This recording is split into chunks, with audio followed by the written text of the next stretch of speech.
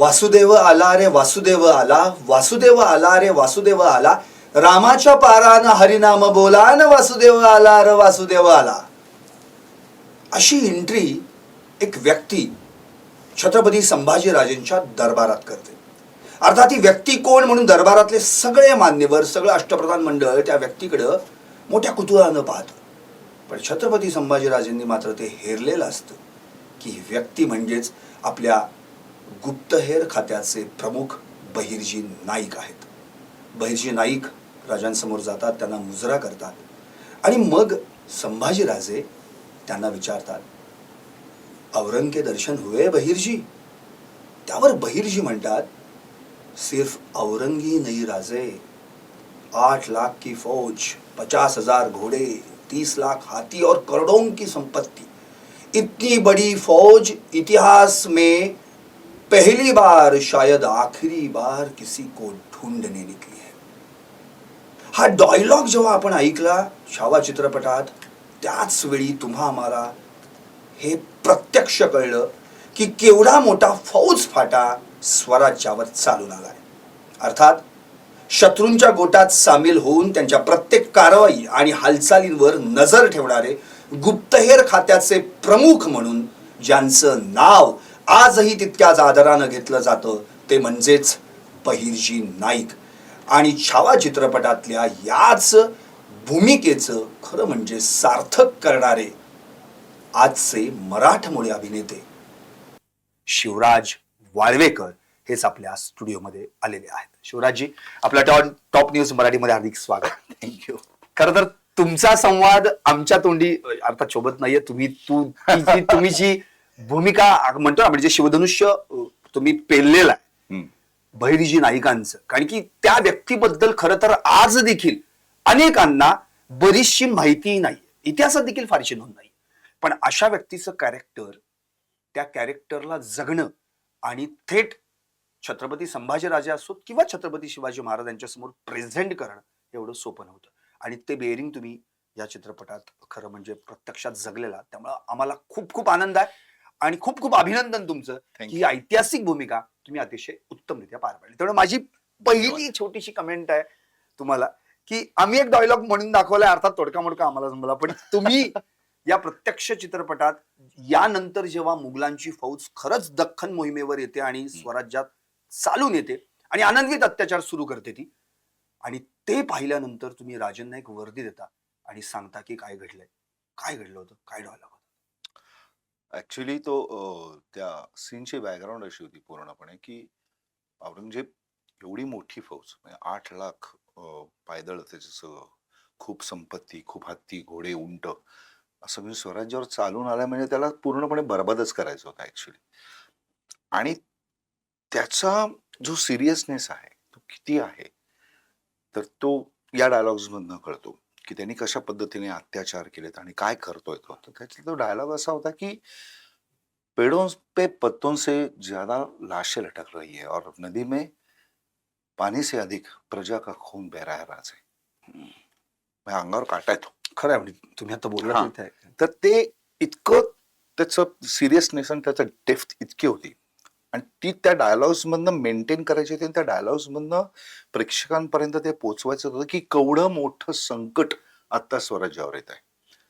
आणि लक्ष्मण उदेकर सारखे डिरेक्टर त्यांनी उत्तम पद्धतीने जे काही फिडिंग केलं होतं किंवा ते एक्सप्लोर करण्यात फार पट्टे येते. ऍक्टर्सना ते छान एक्सप्लोर करतात. तर त्याच्यात ते काम करताना मजा आली आणि तो जो इम्पॅक्ट हवा होता त्या डायलॉगचा तो थिएटरमध्ये कळाला कसा पडला. नक्कीच. बहिर्जी नाईक ही भूमिका साकारणं तितकंसं सोपं नव्हतं. अर्थात याच्या आधी देखील आपल्या आपण जर पाहिलं तर चित्रपट अनेक येऊन गेले, म्हणजे अगदी बालजी पेंढारकरांचा 1943 ला देखील येऊन गेला.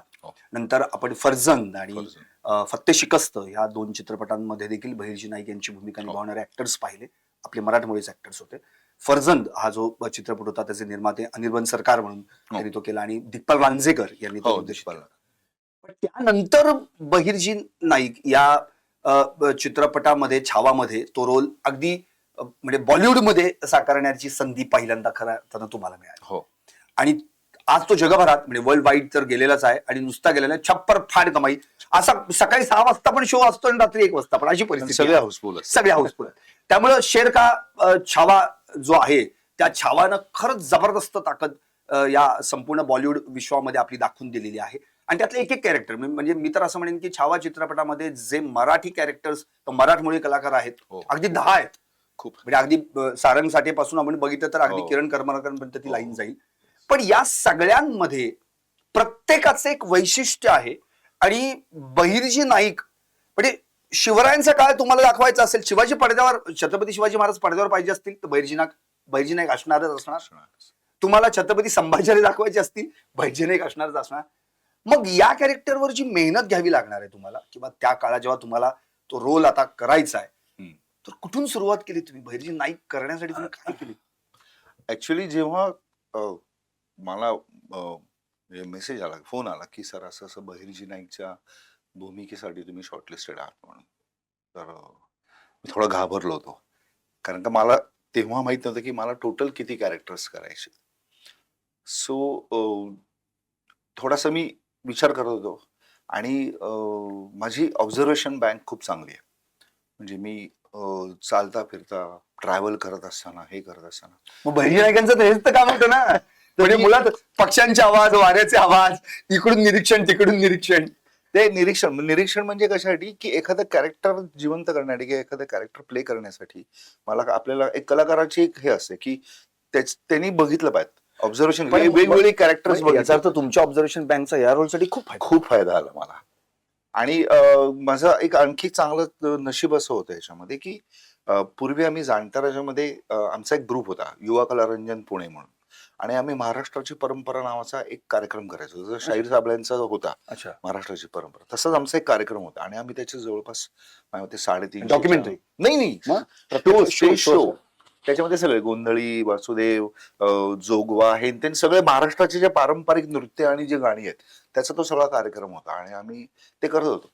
त्याचा मला ह्या सगळ्या गोष्टी करताना खूप फायदा झाला. पण ते आता बंद होऊन सुद्धा आमचं जवळपास 25-30 वर्ष झालेली आहेत. सो दॅट मला असं वाटलं की मी त्यातनं शोधत गेलो. आणि मग मला कॅरेक्टर्स माहित नव्हते की मला कुठली कुठली करायची. मग मला लक्ष्मण उतेकरांशी माझी जेव्हा मीटिंग झाली तेव्हा मला कॅरेक्टर्स कळाले की बाबा आपल्याला ही कॅरेक्टर्स आपण आता करतोय. आणि मग मला कॅरेक्टर्स कळाल्यानंतर मग मी त्याच्यावर जास्त चांगल्या पद्धतीने अभ्यास केला. आणि मग ते होमवर्क मोठा असो. काही मी चित्रपट बघितले, काही मी गोष्टी वाचत होतो. पण मला समोर असं वाटलं की यार नाही, बहिर्जी नाईक असे नसणार असं मला वाटायचं की तो किती माणूस वेगळा. आम्हाला कळलं की हे असे असणार बघितल्यावर. म्हणजे लक्ष्मण उतेकरांनी क्लिअर कट सांगितलं होतं की बहिर्जी जोपर्यंत राजे म्हणत नाहीत बहिर्जी, तोपर्यंत लोकांना कळलं नाही पाहिजे की हा बहिर्जी. एक्झॅक्टली. आणि हेच तर मला सांगायचं सगळ्या प्रेक्षकांना, छावा चित्रपटामध्ये जेव्हा बाहेर सैनिक अडवतात, छत्रपती संभाजीराजे बसले आहेत, सगळं अष्टप्रधान मंडळ आहे, आणि तुम्हाला अडवतात, म्हणजे बहिर्जी नाईकांना अडवतात, आणि तिथून प्रेक्षकांना पण एक येतं, अरे दरबार चालू आणि हे कोण आले. आणि जेव्हा तुम्ही म्हणजे तो माझ्यामध्ये सेटचं ते जे अंतर आहे राजांपर्यंत खूप मोठं आहे. आणि तुम्हाला ते डायलॉग बोलत यायचंय, शिवाय तुम्हाला डान्सिंग मुवमेंट पण आहेत, आणि येऊन परत तुम्हाला पुन्हा डायलॉग आहे. सो तो अंतर साधारण किती अंदाज असेल? एक 100 मीटर ते 150 मीटरच्या घरातला. अच्छा, म्हणजे ते ब्रिदिंग आणि तो सांभाळणं सगळं. आणि माझ्या वन टेक तो भाग झालाय कसं? हो, वन टेक येतो. अच्छा. आणि तो बोलणं आम्हाला तेव्हा कळालं सगळ्या प्रेक्षकांना, इव्हन अष्टप्रधान मंडळातल्या लोकांनाही मी असं म्हणेन, काय अरे हा तोच इम्पॅक्ट महत्वाचा. आणि तिथे खरं म्हणजे ती तुम्ही भूमिका जिंकलेली आहे की ते बेरिंग आहे. येस. मला आणि त्या सीनच्या आधी मला लक्ष्मण उतेकरांनी सांगितलं की हा असा सीन आहे आणि ती वासुदेवाच्या ह्याच्यात आणि आपल्याला बाहेर किऑस करायचा आहे आणि मग तुमची एंट्री आहे. तर मी म्हणलं काय करायचं, तर म्हणे मी तुमच्यावर सोडतो, तुम्ही ठरवा काय करायचं. तुम्ही सीन क्रिएट. हा, तर म्हणलं अरे बापरे. म्हणलं मला एक 10 मिनिटं द्या, म्हणलं मला थोडासा विचार करू देत. आणि मग 10 मिनिटं विचार करून मग मी ते चेक कोरिओग्राफी ठरवली. आणि मी त्यांना सांगितलं की असं असं ते मला अडवतील, डायरेक्ट घुसतो कसावर आहे. आणि मग मी त्यांच्या ह्याच्यातून सगळं धावपळ चालू आहे, पळापळ चालू आहे. आणि तुम्ही बघितलं. आणि मग महाराजांनी बघितलं. आणि मग महाराजांनी जेव्हा हात केला तेव्हा त्या रक्षकांनी सोडलं त्याला असं. आणि मग मी येतो म्हणलं, मला कसं यायचं अशा पद्धतीने. ते म्हणले हा हे चांगलं आहे, आपण करू. म्हणजे लक्ष्मण उतेकर खरंच एक मला मनापासून सांगायचं होतं की इतके चांगले, कारण का ते कलाकारांच्या सजेशन्स ऐकून पण घेत होते. असं नाहीये की त्यांनी नाही मला असं वाटतं, कारण का लक्ष्मण उतेकरांबरोबर काम करताना छावाचं आम्हाला जाणवत होतं की या माणसाच्या डोक्यामध्ये चित्रपट स्टार्ट टू एंड रेडी आहे, ते फक्त आता शूट करतायत. आणि मग तो सगळा सीन झाला. मग तुम्ही डान्स करत येतो आणि मग ते हे करतो आणि मग ते ख करून हा. शेवटी थांबवतो. तो इम्पॅक्ट होतो. लक्ष्मण उद्याकरांना ते फार आवडलं. ते म्हणजे शेवटी ती चिपळी तुम्ही असं केली ना, हा. ती फार भारी झाली. तर म्हणलं साधारण वासुदेवाचं कुठलंही गाणं थांबताना तो असं करतो म्हणलं. हम्म, हम्म. हा माझं ऑब्झर्वेशन असं आहे. तर त्या पद्धतीने तो सीन झाला आणि तो खूप छान झाला. लोकांना खूप आवडला तो. तुम्ही म्हणजे जेव्हा तुमचा संवाद सुरू होतो म्हणजे छत्रपती संभाजीराजे आणि तुमचा, तेव्हा ते असं म्हणतात की औरंग का साया बन के उसके आसपास रहे. हा. त्याच्यावर तुमची म्हणजे फक्त तुमच्या डोळ्यांनी तुम्ही त्यांना उत्तर दिलंय. तिथे तुम्ही डायलॉग नाही म्हटलाय, पण तुम्ही करतो मला काय करायचं, म्हणजे तुमच्या डोक्यात सुरू झालं की तुम्हाला काय करायचं. हे याचं श्रेय लक्ष्मण उदेकरांना आहे. मी क्लिअर म्हणजे ऍक्च्युली म्हणजे आम्हाला जे बघायला मिळालं त्यात हो. आहे असं काहीतरी. तर लक्ष्मण उदेकरांनी म्हणजे पहिला जो सीन आहे वारकरी हो. दिसतो, हो. राज्याभिषेकाचं सगळं ते दान धर्म चालू हो. असं. तर तेव्हा ते म्हणले की तर डायलॉग नाहीये, पण तुमच्या चेहऱ्यावर आणि तुमच्या डोळ्यांमध्ये ती एक अत्यंत कृतज्ञ भाव, चांगला म्हणजे कृतज्ञ नाही सॉरी, म्हणजे असं एक अभिमानाचा भाव आपण त्याला म्हणू. आणि की तुम्ही शिवाजी महाराजांचा पण राज्याभिषेक बघितलाय हा. बहिर्जी नायकांनी, आणि आता संभाजी महाराजांचा पण राज्याभिषेक बघताय. तर तुमच्या मनात काय हिंदोळे चालू आहे, तुमच्या मनात काय गलबल चालू आहे सगळे, तर ते मला तुमच्या डोळ्यातून कळायला पाहिजे. आणि मग आम्ही तसाच तो सीन शूट केला. तुम्ही संभाजी महाराज पास झाल्यानंतर माझे जो लुक आहे, माझं त्यांच्याकडे बघणं आहे, थोडेसे अगदी डोळे पाणावले. मी त्यांना विचारलं, म्हणलं नमनेस लायक या. ते म्हणले आना चाहिए लेकिन गिरना नहीं चाहिए. आणि मग तो तेवढाच कंट्रोल्ड तो हे होता, की तेवढाच कंट्रोल, डोळ्यात अश्रू पाणावलेले. आणि तो एक अत्यंत अभिमानाचा आणि कृतज्ञचा असा तो सगळा तो भाव, 3-4 शेड्स आहेत त्या एका लुक मधनं फक्त दाखवायच्या होत्या. आणि त्या अवघड असतं हे, पण ते मजा आली करताना. नक्कीच. आणि बहिर्जी नायकांचा इतिहास म्हणजे खरं म्हणजे आताच्या नवीन पिढीला पण देखील माहित व्हायला पाहिजे. बहिर्जी नायकांना पक्ष्यांचे देखील आवाज येत होते, वाऱ्यांचे देखील हो. ते आवाज काढायचे. शिवाय आदिलशहा आणि दिल्लीचा बादशाह यांच्या दरबारात तर ते असे बेमालूमपणे वेषांतर करून जायचे की त्यांच्याच कडून त्यांचीच माहिती काढून आणि सहज तिथून बाहेर पडून आपल्या राजापर्यंत पोहोचवायचे. ऍक्च्युली एक मौलानाचा रोल आम्ही केला होता. त्याच्यामध्ये 5वा पण होता तो लुक, की मौलाना बनतो आणि तो त्यांच्या ह्याच्यात घुसतोय शिबिरामध्ये. आणि पण ते समावू लेंथ आणि या सगळ्याच गोष्टींचा विचार करतात. नक्कीच. आता सगळे प्रेक्षक मुलाखत पाहतायत आणि या मुलाखतीमध्ये तुम्ही जे बॅकड्रॉपला सगळे पाहताय, तर या ठिकाणी शिवराज वाळवेकर सरांनी जे सगळ्या भूमिका त्यातले निभावलेल्या आहेत ते सगळे तुम्हाला बॅकड्रॉपवर पाहायला मिळतात. आणि मग तुम्हाला लक्षात येईल अरे चित्रपटातला ही भूमिका ती होती. आणि ते प्रत्यक्षात प्रेक्षक पाहतात, अप्रिशिएट करत असतील. आणखी एक महत्वाचा मुद्दा म्हणजे मी आता छावा कडून त्याच्या मागे पण जाणार आहे. आता अर्थात तुमची सगळी सुरुवात, पण मला आणखी एक छावाबद्दल एक तुम्हाला विचारायचं की विकी कौशल म्हणजे छत्रपती संभाजीराजे जो रोल त्यांनी निभावलेला अप्रतिम आहे, म्हणजे प्रश्नच नाही. आणि तुम्ही तर म्हणजे आपण म्हणतो ना प्रत्यक्ष शूटिंग करताना तुम्ही पाहिलेलं आहे. आणि पडद्यानंतर विकी कौशल, तुम्हाला काय वाटलं? तोच हा होता का विकी कौशल जो माझ्यासमोर शिटला होता आणि पडद्यावर? कसं वाटलं? ओव्हरऑल हा डिफरन्शिएट जो आहे तो जर करायचा ठरला तर चित्रपटाचं शूटिंग चालू असताना आणि परवा मला प्रीमियर मध्ये भेटलेला विकी कौशल, तो मला डिफरन्स जास्त जाणवतो. कारण का आम्ही त्याला फर्स्ट टाइम मी जेव्हा भेटलो विकी कौशलला, तेव्हा ते ऑलरेडी त्या बेरिंग मध्ये होते. आणि जेव्हा त्यांच्यावर माझं शूट असतं तेव्हा ते कधीच मला असं ते नॉर्मल फिरतायत किंवा गप्पा मारतायत किंवा टाइमपास करतायत, आता शॉट संपला किंवा असं त्यांचं कोणाशी फोनवर चाललंय, नाही. मी बघितलंच नाही त्या माणसाला शूट चालू असताना त्याच्या हातात मोबाईल आहे आणि तो नॉनस्टॉप फक्त आणि फक्त संभाजी महाराज जगत होता. तो महाराजांच्या पूर्ण त्या कॅरेक्टरमध्ये इतका इन्व्हॉल्व्ह झाला होता की मला आठवते की मी आणि प्रदीप राव म्हणजे असाजी कंकांचं ज्यांनी काम केलं तर ते धनगराचा माझा वेश आहे आणि ते हंबीरराव गेलेले असतात आणि ते फ्लॅशबॅक मध्ये त्यांचं चालू असतं ते अत्यंत. आणि आम्ही येतो आणि राजे म्हणतो बोलो भाई. पण त्यावेळेला आमचा तो शॉट लावलेला नाहीये, पण अदरवाईज आम्ही दोघंही चालत येतोय आणि असं संभाजी महाराज, तर मी असं बघत होतो आणि ते मला इतकं मी इन्व्हॉल्व्ह झालो की माझ्या नकळत मी झुकलो आणि मग मुजरा केला. सिरियसली गुजबंप आहेत की मला खरंच वाटलं संभाजी महाराज बसले, इतका तो भारी दिसत होता आणि ती मजा होती. नक्कीच. आता बहिर्जी नाईक या भूमिकेतून अर्थात म्हणजे आम्हाला खूप आवडली ती भूमिका आणि त्यातून आता आधीच्या भूमिकांकडे मी वळणार आहे.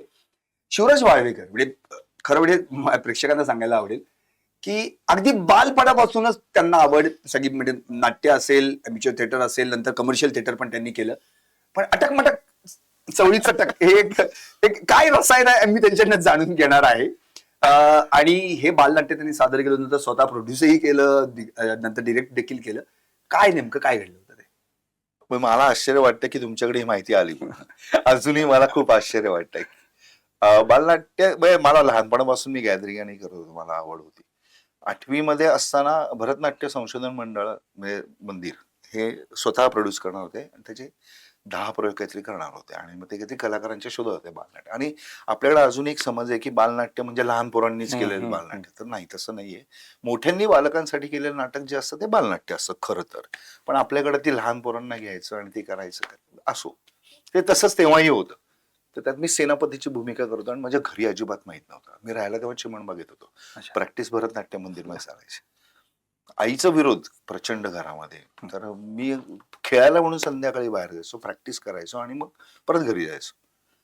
तर आणि एक दिवशी मग आली ना जाहिरात पेपरला, त्याच्यामध्ये शिवराज वाळवेकर हे नाव असल्यावर खूप मार खाल्ला. मग तेव्हा भागवत काका होते, भरतनाट्य संशोधन मंडळाचे अध्यक्ष. ते घरी आले, वयस्कर होते खूप, चांगला माणूस होता. ते घरी आले, त्यांनी आईला समजावलं की एवढ्याशा प्रयोगासाठी परमिशन द्या. आणि मग तो माझा प्रवास, खरं तर रंगभूमीचा मेन प्रवास, गॅदरिंग करतच होतो, पण तो प्रवास इथनं सुरू झाला. पण ते नाटक मला, ते राजा ठाकूरचं नाटक आहे. राजा ठाकूर मी त्यांना शोधतोय, ते सापडत नाही. त्यांनी जर हा इंटरव्ह्यू बघितला आणि कुठे सापडलं तर प्लीज मला कॉन्टॅक्ट करा, मला त्यांच्याशी खूप काही बोलायचं आहे. तर मग 10वीला मी ते राजा ठाकूरांना भेटलो, तेव्हा ते FTI मध्ये होते. मग त्यांच्याकडनं मी काही परमिशन्स घेतली शोची आणि मी 10वीला स्वतः 10वीच्या मेच्या सुट्टीत, म्हणजे 10वी झाल्यानंतर मी स्वतः ते प्रोड्यूस केलं.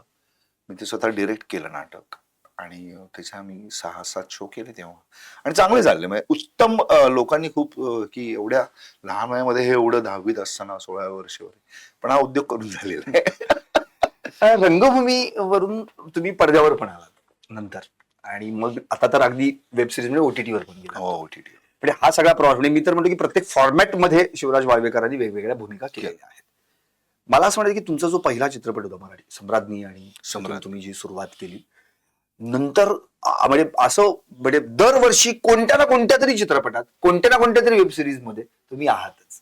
दरवर्षी नाही, दर महिन्याला बहुतेक. अच्छा, म्हणजे आता तर तोही पॅच कमी झालेला. तोही batch कमी झाला. कारण की माझ्याकडे आता जे काही तुमचे रोल आहेत, ते रोल म्हणजे मी नुसतं नाव घेतले तरी सगळ्यांना समजेल अशा पद्धतीने, आणि खूप अप्रतिम चित्रपट आहेत. उदाहरणार्थ छावा तर प्रत्यक्षात आपण सगळे आता पाहतोय. त्याच्या आधीचा जो होता तो देवा होता, देवा, शाहिद कपूर, तो त्याचा चित्रपट होता.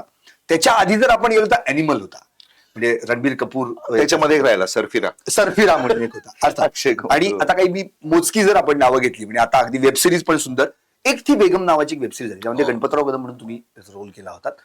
आणि वेब सिरीज अशा बऱ्याच आहेत की ज्यामध्ये तुम्ही काम केलेलं नाही असं नाही, हो. पण त्यामध्ये लक्षात राहील जी वेब सिरीज, आणि त्यातलं तुमचं काम, तर ते काम अप्रिशिएट झालं एक थी गणपतराव बेगम, कदम. हो. तर त्या वेब सिरीज बद्दल काय सांगता येईल, जी अगदी माझ्यामध्ये 13 एपिसोड त्याचे पहिल्या मी seasonचे होते. पहिल्या सीझनलाच होतो. हा, तर ते काय, म्हणजे कसा तो रोल मिळाला आणि कशाबद्दल तुम्ही ते? त्याचं काय माहित नाही, पण त्यांचं मला काय, माझ्याकडनं कोणी ऑडिशन नाही मागितली, काही नाही मागितली. मला डायरेक्ट कॉल आला की असं असं त्यात एक गणपतराव कदम म्हणून एक कॅरेक्टर आहे आणि होम मिनिस्टर आहे ते, तो चांगला रोल आहे आणि तो actually it's grey, dark grey shade आहे ती, निगेटिव्ह पूर्ण नाही म्हणता येणार, पण असं आहे. आणि मी ओव्हरऑल एकंदरीत त्याचं सगळं, जेव्हा त्यांनी मला सिनॉप्सिस वगैरे पाठवलं, वाचलं, तेव्हा म्हणलं अरे हा चांगला आहे कॅरेक्टर अँड इट्स गुड, ते वेगळ्या पद्धतीचा आहे. कारण का अख्ख्या फिल्म मध्ये ना राजकारणाची बाजू फक्त गणपतराव कदमांकडेच आहे. बरोबर. अदरवाईज पोलीस आणि दाऊदची गँग, पोलीस आणि दाऊदची गँग, बरोबर. ह्याच्यातच सगळी ती मारामारी आणि ते सगळं चाललेलं आहे. सो म्हणलं की यात राजकारणाचा जो पार्ट आहे तो एकमेव शिवराज वाळवेकर प्रेझेंट करणार आहे.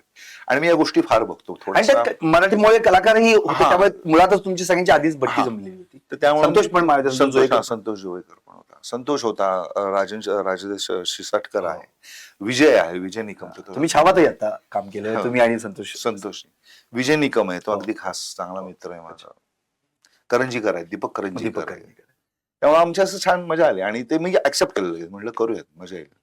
मला आणखी एक प्रश्न पडला, म्हणजे तुम्ही अगदी मोठमोठ्या सुपरस्टारांसोबत देखील काम केलं, अगदी शाहरुख खानचा जवान असेल, रणबीर कपूरचा ॲनिमल असेल, शाहिद कपूर देवा, मनोज वाजपेयींचा सिर्फ बंदा काफी है, त्याच्या आधी पण या- केलं ना, बुधिया सिंग. बुधिया सिंग पण केलंय. तर हे जे सगळे जे आहे आणि यांच्यासोबत जेव्हा तुम्ही काम करता, बॉलिवूड मधले सगळे दिग्गज आपण म्हणतो, पण तेव्हा तुम्ही त्यांच्यासमोर उभा राहता तेव्हा ते बायफ्रिकेशन करताच येत नाहीये. कारण की तिथे क्लिअर होते की अरे यार, ही तगडा रोल घेऊन ही व्यक्ती समोर उभी राहिलेली आहे. आता कसा अनुभव आणि कसा एक्सपिरियन्स असेल त्यावेळी तुम्हाला काय वाटतं? अगदी मी तर म्हणतो की म्हणजे अमिताभ बच्चन ब्रह्मास्त्रमध्ये तुम्ही काम केलं, म्हणजे कसं काय त्यावेळी कसं वाटलं तुम्हाला? सुरुवातीला जेव्हा Budhia Singh born to run हा म्हणजे जो पिक्चर होता, तर त्याच्यामध्ये मी मनोज बाजपेयी बरोबरच काम होतं माझं. मी थोडंसं बुजलो होतो, नो डाऊट बुजलो होतो, पण मला मनोज बाजपेयींनी तेव्हा खूप मदत केली.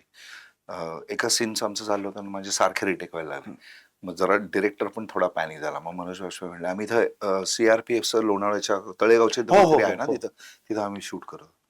मग आम्ही जरा बाहेर गेलो, 10 मिनिटं गप्पा मारल्या आणि त्याच्यानंतर फर्स्ट टेक ओके झाला. तर सुरुवातीला होतं, पण आता नाही होत. आता कोणीही म्हणजे जगातला सगळ्यात मोठा ऍक्टर आला तर तो प्रेशराईज होणार नाही. नाही. आदर 100% असतो त्यांच्याबद्दल, नो डाऊट. पण ते प्रेशराईज होऊन आपलं काम बिघडेल असं आता नाही होत. आणि ते तर झालं, युज टू झालोय त्याला, की ते कसं टॅकल करायचं ते प्रेशर हे आता कळालंय. राधा आता मी एक वेब सिरीज करतोय वीर सावरकरांवर, तर तिथं 2 कलाकार होते, तर ते मला जाणवत होतं की ते प्रेशराईज होत्यात माझ्यामुळं. तर मला थोडंसं बरंही वाटलं, नो डाऊट, की तो आहे त्यांच्यात दबदबा. पण मग मी त्यांना रिलॅक्स केलं, की म्हणलं अरे असं, मग त्यांना माझा किस्सा सांगितलं. म्हणलं अरे असं असं होतं, मी याच फेज मधनं गेलेलो आहे, पण तुम्ही टेन्शन नका घेऊ, तुम्हाला काही लाज वाटून घेऊ नका, जे वाटेल ते तुम्ही करत राहायचं, असं काही नाही. म्हणजे ते डिरेक्टर ठरवेल त्याला काय योग्य आहे नाही ते. अशा म्हणजे वीर सावरकर म्हणजे अनिर्बाण सरकार जे फर्जनचे निर्माते तेच ते करतात. त्यांची ओके, मला आणखी म्हणायचं की तुम्ही मराठी चित्रपटांमध्ये देखील खूप सुंदर भूमिका केली. रौद्दळ मधला अगदी तो अण्णा शिर्के असेल, सॉरी विक्रम अण्णा असेल, आणि शिर्के म्हणजे मुळशी पॅटर्न मधले जे आहेत. म्हणजे पहिली विकेट. सो आणि त्याच्या जोडीला मग दिल दोस्ती दुनियादारी, बॉईज 3, हे जे म्हणजे मी तर म्हणतो प्रत्येक वेगवेगळे सेक्शन्स आहेत, म्हणजे प्रत्येकाचा फॉर्मॅट वेगळा. जसं आता देवामधला जो तुम्हाला डिसिल्वा तुम्ही केलात, मिस्टर डिसिल्वा, आणि त्यातून थेट बहिर्जी नाईक, हे एकदम स्विच ऑन करणं एवढं सोपं नाहीये कलाकाराला. ते कसं काय म्हणजे कसं जमतं? नाही, कलाकाराला हे स्विच ऑन स्विच ऑफ जमलंच पाहिजे. सोपं काही नाहीये, त्याला पर्याय नाहीये. तुमच्याकडे कुठली भूमिका येईल, तुम्हाला काय करावं लागेल. म्हणजे मला आठवतंय की असं वाटतं का पण मागचं कॅरेक्टर सोडू का नको, जसं आता बहिर्जी नाईक आहे? नाही, सोडावं लागेल ना, कारण का ते कॅरेक्टर संपलं ना, देवाचं शूट संपलं फिल्म. अच्छा, ते कॅरेक्टर मध्ये जगून काय करायचं, मला पुढे जायचं नाही, मला थांबायचं नाही ना. बरोबर. आता मग मी जेव्हा छावा करत होतो त्या पिरियड मध्ये मी थोडासा ऐतिहासिक ज्या गोष्टी आहेत त्या माझ्या बॅकमॅनला घेऊन मी खेळत होतो, चालू होतं माझ्या पर्सनल लाईफ मध्ये. पण ज्या क्षणी माझं शूट संपलं त्या क्षणी माझ्यासाठी ते कॅरेक्टर संपलं ना. असं कधी झालं की मग एकाच वेळी 2-3 अनेक वेळा झालं. मग ते वेगवेगळे कॅरेक्टर्स, आणि मग ती तर आणखी मजा येते. तिथे तर खरी स्पर्धा आहे. मग म्हणजे आज हे शूट केलंय, उद्या दुसऱ्या सेटवर ते शूट करतोय, तिसऱ्या सेटवर ते शूट करतोय, आणि सगळी कॅरेक्टर एकमेकांपासून पूर्ण वेगवेगळी आहे. मग त्या प्रत्येकाला न्याय द्यायलाच लागतो ना, तुमच्याकडे चॉईस नाहीये, तुम्हाला ते करावंच लागतं. शो मस्ट गो ऑन, तसं आहे ते. म्हणजे तुम्ही काल हे कॅरेक्टर केलं म्हणून आज तुमचं ते कॅरेक्टरचा मूड नाही असं नाही करून चालणार. कारण ते शूट लागलेले, बुकिंग झालेली आहेत, सगळ्या लोकांना बुक केलेलं आहे. बरोबर, तुम्हाला नाही करून चालत ते, तुम्हाला ते अलर्ट राहावंच लागतं. आणि तुम्ही व्यावसायिक जेव्हा नट असतात तेव्हा तुम्हाला या गोष्टी पाळाव्याच लागतात, त्याला काय पर्याय नाही. याच्या आधी तुम्ही ऐतिहासिक म्हणजे तानाजी मध्ये पण तुम्ही प्रतापरावांची भूमिका केली होती. तर जे तुम्ही आधी केलं, तर असं कुठलं कॅरेक्टर जे आज अजूनही असं वाटतं की अरे बास, आता ह्या कॅरेक्टरला मला हृदयाला धरून ठेवायचंय, की अप्रतिम कॅरेक्टर आहे, की जे मी आतापर्यंत केलेलं माइलस्टोन आहे माझ्यासाठी, असं कुठल्या कॅरेक्टर? अजून नाही झालेलं काही. अच्छा, म्हणजे जसं तेंडुलकरला प्रश्न विचारला होता की असं कुठलं शतक तुला आवडलं, तो म्हणाला अजून तसं मी मारलेलंच नाहीये. नाही, तेंडुलकरांची कंपॅरिझन नाही, पण खरंच नाही. मला प्रत्येकाच्या फील्डमध्ये प्रत्येकाला आपापल्या ह्याच्याबद्दल एक चॉईस असतो. मला जे कॅरेक्टर करायचं की ते अजून मला नाही ऑफर झालेलं. मला बेसिक विनोदी भूमिका करायच्या. लोकांना पटत नाहीये की मी विनोदी करू शकतो, लोकांना विश्वास नाहीये. पण मी वराड निघाले लंडनला तेव्हा लक्ष्मण देशपांडे असताना, आता संदीप पुरोहित संदीप पाठक ते करतात. तर ते मी त्या काळामध्ये गणपती आणि असं सोसायट्यांमध्ये मिळून मी 396 शोज केले होते. अच्छा, आणि ही बातमी शेवटी देशपांडेंना कळली, त्यांनी मला बोलून घेतलं. मी लहान होतो तेव्हा, किती 19-20 वर्षाचा असेल मी मॅक्सिमम. तर त्यांनी मला बोलून घेतलं आणि मला धमकी दिली की मी तुमच्यावर पोलीस केस करेन. त्यामुळे पुढे वराड काय लंडनला गेलंच नाही. नाही, पण मी 396 शोज केलेत आणि पूर्ण 2.5 तासाचे मी शो करायचो. असं नाही की एडिटेड 1 तासाचा केला असं नाही. 2.5 तासाचा पूर्ण. मग ती त्यांच्यासारखी शाल सगळी शिवून घेतली होती.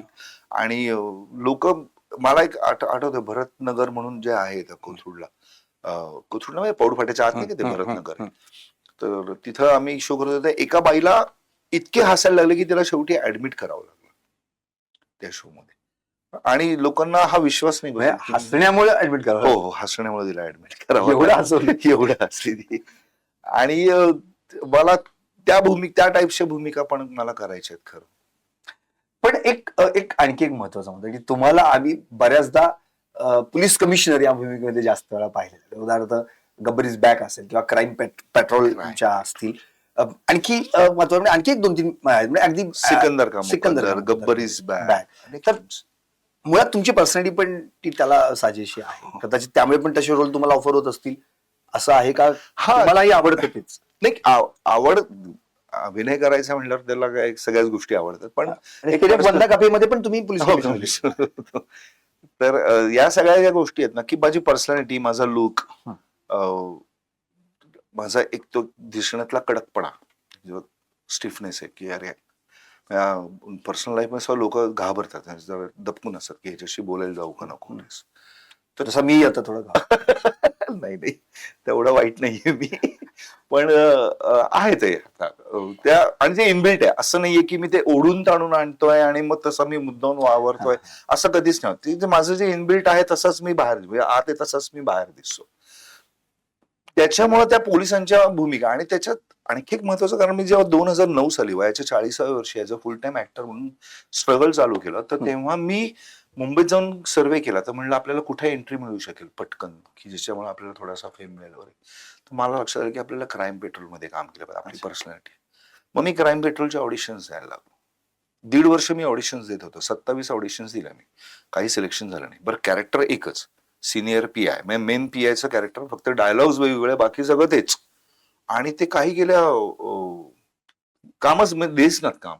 मग 19 नंतर तुम्ही एकदम बंदच केलं, 15 सुरू केलं ते नाही, 28व्या ऑडिशनला आल्यावर मी त्यांना म्हणलं की आता मी तुम्हाला ऑडिशनच देणार नाही. ते म्हणले का? ते म्हणलं 27 ऑडिशन तुमच्याकडे आहेत ना.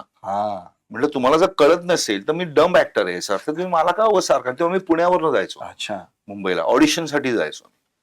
तर ते नंतर मग 15 दिवसांनी ते म्हणले नाही सर, तुम्ही शॉर्टलिस्टेड आहात पण कमिशनरसाठी. म्हणजे तिथून सुरू झाली.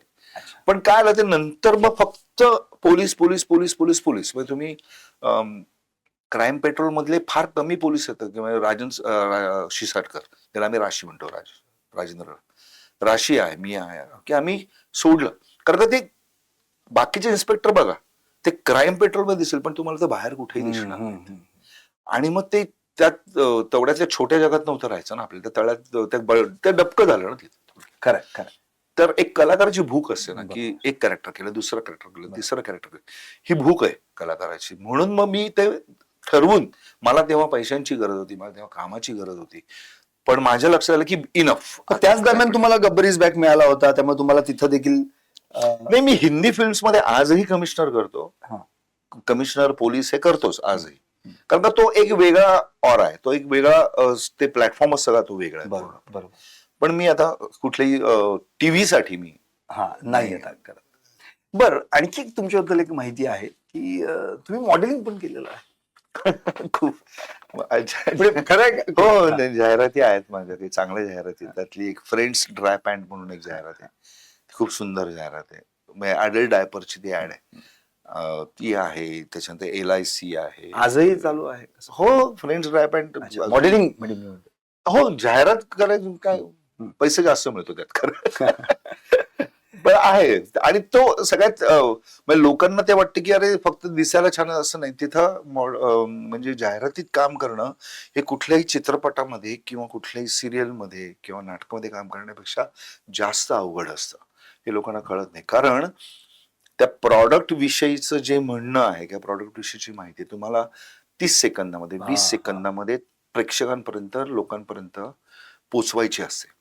आणि तिथं एक्सप्रेशन्सचा इतका मोठा खेळ असतो, आणि जे मायन्यूट एक्सप्रेशन्स असतात ते अगदी बारीक बारीक रेषा हललेल्या चेहऱ्यावर ते प्रेक्षकांना कळत असतं.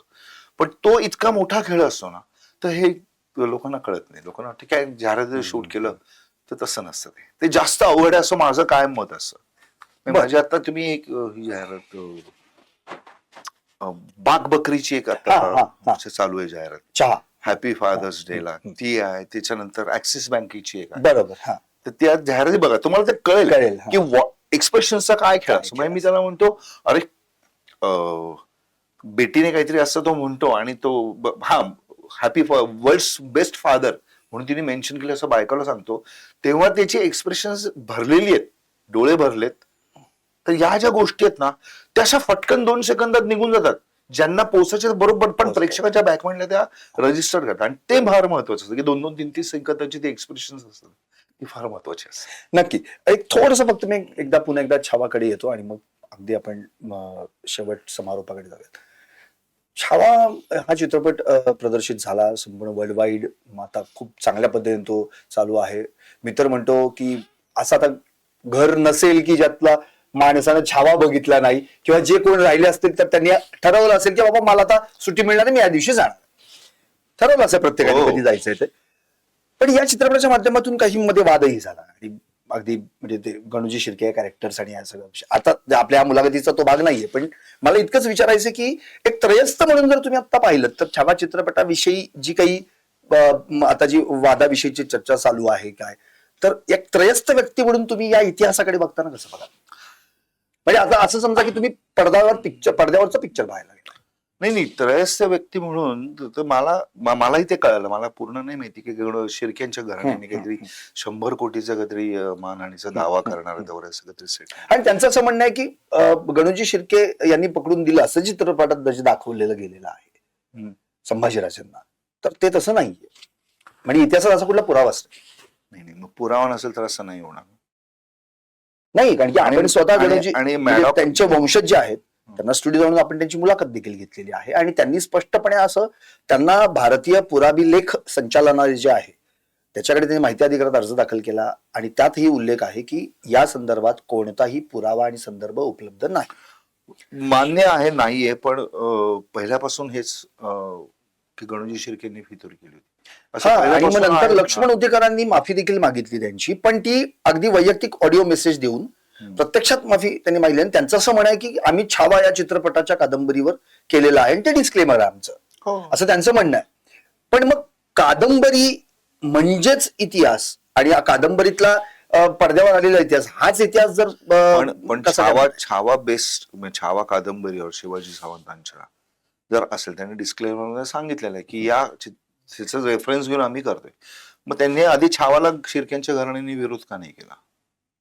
ऑलरेडी त्यांनी सेन्सॉर बोर्डाकडे, उत्तेकरांकडे, सगळ्यांकडे त्यांनी अर्ज देखील दिले होते. आणि ते जे सीन आहेत किंवा काही जी तोंडी वाक्य आहेत, आता गणूजी शिर्केच्या तोंडी त्यात एक वाक्य आहे की ये तो जंगल के राजा से भी खुखार राजा है आणि उसके हात मध्ये तब तक तर ते जे आहे ह्या सगळ्या गोष्टी आहेत. किंवा महाराणी येसुबाईंच्या तोंडी एक वाक्य आहे की शत्रूंच्या घरी देखील असे भाऊ जन्माला येऊ नयेत वगैरे.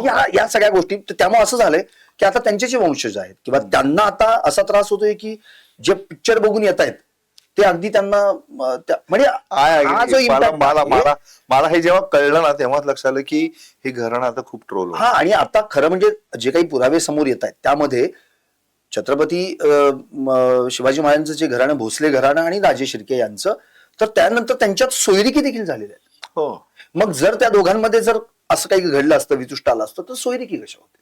सो अशा गेले. आता या मुलाखतीचा जो भाग नाही, पण तुम्ही त्या पार्ट अँड पार्सल त्या चित्रपटाचे हात म्हणून मला फक्त तुम्हाला विचारायचं, या सगळ्या गोष्टी आहेत ना, ह्या माझ्या तर बुद्धिमत्तेच्या पलीकडच्या आहेत. कारण का कुठलं वाक्य आपण कधी बोलायचं आणि त्याचं काय विपर्यास होईल आणि काय होईल हे माहित नसतं खरं तर.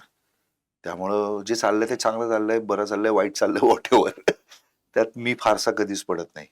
कारण ते माहित नसतं ना आपल्याला. आता तुम्ही म्हटलात, आता माझ्या लहानपणापासून किंवा मला जेव्हापासून कळतंय, मी जे काही संभाजी महाराज वाचले थोडेफार इकडे, त्याच्यामध्ये शिर्क्यांनीच असं केलं, शिर्क्यांनीच असं केलं असं आहे आणि नो डाऊट आहे. पण आता तुम्ही म्हणता की तसं काही उल्लेख नाही, कारण की हा उल्लेख फक्त छावामध्ये आणि काय 1-2 कादंबऱ्यांमध्ये आहे. कादंबरी प्रत्यक्षात ऐतिहासिक पुरावा असा उपलब्धच नाही.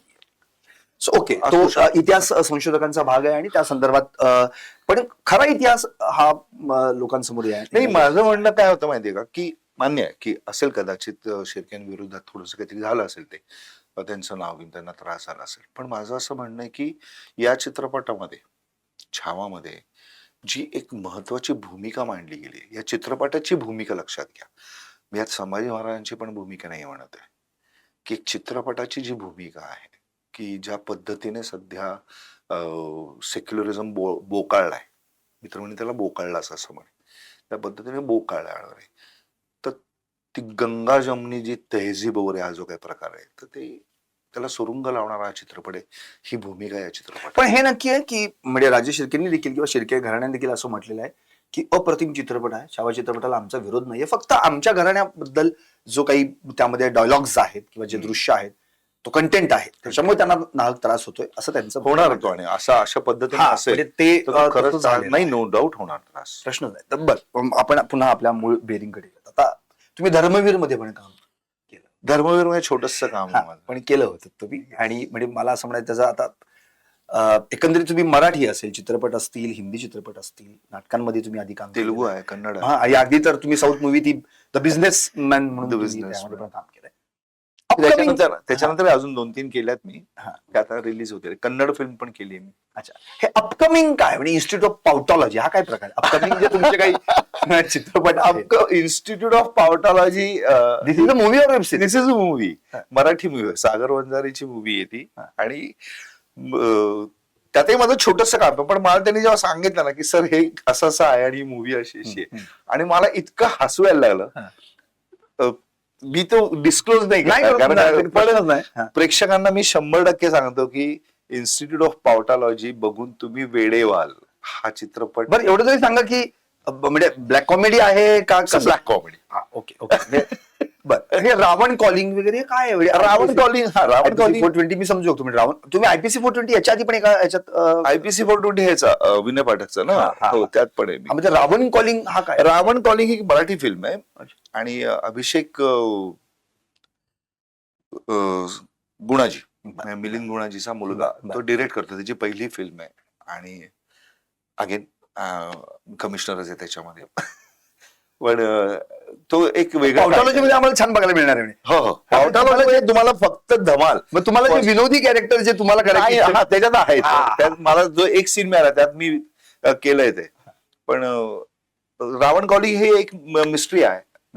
ही आता जी वीर सावरकर सिक्रेट फाईल जी येते वेब सिरीज, त्यामध्ये तुमचा काय role आहे? मी त्याच्यामध्ये नाशिकचा त्यावेळेचा इन्स्पेक्टर होते रामचंद्र बल्लाळ म्हणून, की जे इंग्रजांशी भयंकरच असे होते गुजरी, आणि त्यांनी सावरकरांवर लक्ष ठेवलं होतं. सावरकरांना खूप त्रास दिला. नंतर पुढे जाऊन त्यांनी बाबाराव सावरकरांची धिंड पण काढली ती नाशकामध्ये. असं ते एक निगेटिव्ह कॅरेक्टर आहे. आज आपण जी मुलाखत देतो आणि आजच नेमकी स्वातंत्र्य सावरकरांची पुण्यतिथी. हो. सो म्हणजे तो एक योगही जुळून आलाय. अर्थात आता अगदी शेवटाकडे मी येतो, आणि तो अगदी महत्वाचा प्रश्न म्हणजे की तुमच्या ज्या अपकमिंग्स आहेत त्याबद्दल तर तुम्हाला खूप खूप शुभेच्छा, आणि आम्हाला देखील त्या बघायला मिळणार आहेत. इन्स्टिट्यूट ऑफ पावटॉलॉजी म्हणजे हे काय म्हणजे रसायनच वेगळं आहे.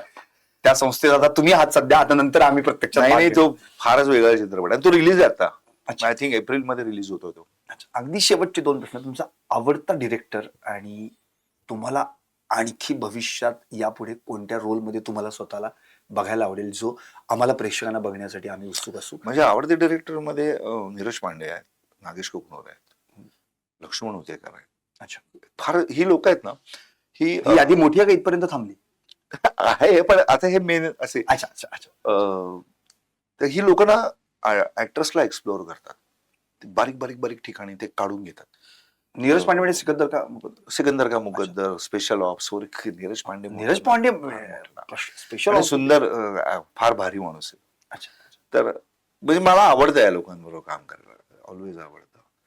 तर ते हे डिरेक्टर्स आहेत की जे मराठीमध्ये आदित्य सरपोतदार आहे, असून आहेत बरेच. बरोबर. योगेश बरोबर आता काम बरोबर. करतो. योगेश पण चांगल्या पद्धतीने, योगेश सोमण हो, चांगल्या आणि पद्धतीने. एकांकिकेचा तर आपण त्यांना म्हणजे अगदी म्हणजे एकांकिका आणि योगेश सोमण हे जे हा, ते रसायन- पहिल्यापासूनच आहे. तर त्याचंही एक विजन चांगलं असतं. मी आता आम्ही काम आय थिंक करतो रायटर ऑल्सो. Write roles. त्याच्या आधी पण आम्ही एकत्र अनन्या केली, अजून आम्ही 2-3 प्रोजेक्ट मध्ये एकत्र काम केलं. पण ऍज अ डिरेक्टर म्हणून योगेश बरोबर मी हो, हो, पहिल्यांदाच हो, काम केलं, हो. म्हणजे वेब सिरीज किंवा ह्याचं डिरेक्टर. तर तोही त्याला जे हवं तेवढं तो बरोबर काढून घेतो आणि ती मजा असते काम करण्याची.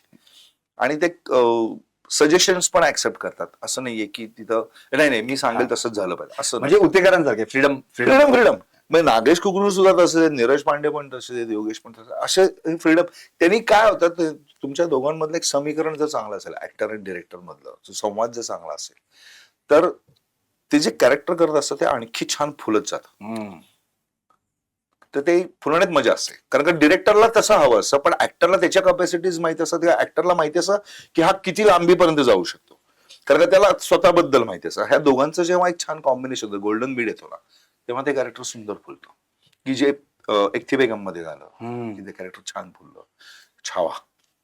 अगदी बरोबर. आणि शेवटचा प्रश्न मी जो तुम्हाला विचारला की असं कोणतं अजून कॅरेक्टर सांगितलं की मला अजून ती संधी नाही मिळाली, म्हणजे सांगितलं की मला कॉमेडी करायला आवडेल, मला निगेटिव्ह रोल करायला खूप आवडतात. तो अजून त्या पद्धतीचा निगेटिव्ह रोल मला अजून तरी मिळालेला नाहीये. रौंदळमध्ये आहे, नो डाऊट, 100% निगेटिव्ह आहे, पण ते अजून एक बूस्ट असलेला निगेटिव्ह रोल करायचा. आणि कॉमेडी तो अण्णा तसा अगदी सॉफिस्टिकेटेड पण आहे, विक्रम शिंदेचं मध्ये केलेला आहे. तो धूर्त आहे, धूर्त आहे तो धूर्त आहे थोडक्यात. तर त्या पद्धतीचं ते सगळं आहे. नक्कीच. शिवराज वाळवेकर अर्थात आत्ता तरी तुर्तास म्हणजे नवीन एखादी भूमिका बघेपर्यंत बहिर्जी राई, ज्यावेळी छावामध्ये खरंच अगदी अप्रतिम अभिनय केलाय. सगळी ताकद त्यांनी त्यामध्ये ओतलेली आहे. आणि सगळ्यात महत्वाचं म्हणजे आपण म्हणतो ना, लेंथ किती आहे रोलची त्यापेक्षा डेप्थ किती आहे महत्वाचं, हे महत्वाचं. आणि ती स्ट्रेंथ शिवराज वाळवेकरांकडे आहे. अर्थात मी माझ्या सगळ्या मराठमोळ्या कलाकारांची नावं घेणं कर्मप्राप्त आहे. छावामध्ये ज्यांनी काम केलेलं आहे ते म्हणजे रायाजींची भूमिका संतोष जुवेकर, सारंग साठे, गणोजी शिर्के, सुरवत जोशी, कान्होजी शिर्के, नंतर नीलकांती पाटेकर यांनी दुधाई धारावची भूमिका केलेली आहे संभाजीराजांच्या, किरण करमरकर, अनाजी पंत, शुभंकर एकबोटे, सरसेनापती धनाजी जाधव, मनोज कोल्हटकर, बालाजी भूमिका केलेली आहे.